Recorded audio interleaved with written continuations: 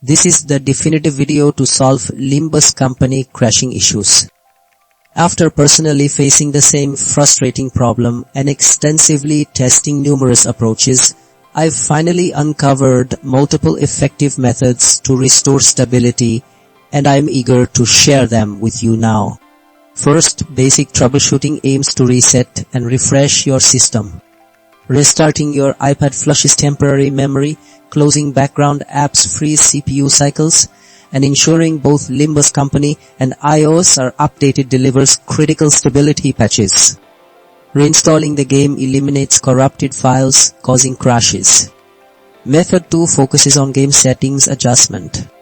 Limbus Company crashing on your 10th Gen iPad, especially in demanding RR6, often stems from resource overload. Reducing graphics, lowering frame rates, and disabling intensive visual effects directly lessens the processing burden on your iPad's GPU and CPU. This prevents overheating or exceeding computational limits, common triggers for application shutdowns, ensuring the game runs within hardware capabilities. Method 3 involves iPad system optimization. Your operating system's health is crucial. Updating iPadOS introduces system-level stability and compatibility fixes. Disabling background app refresh prevents other apps from consuming valuable resources. Monitoring iPad temperature is vital. Thermal throttling, where the device slows or shuts down to prevent overheating, frequently causes game crashes during intense sessions. Finally, Method 4 provides advanced stability workarounds.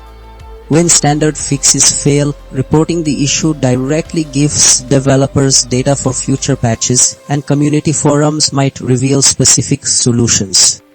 Testing an older iOS version can sometimes work around new update conflicts.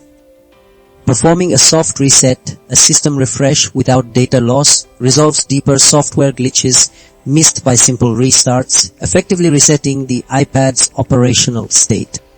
These combined strategies offer a comprehensive path to stable Limbus Company gameplay.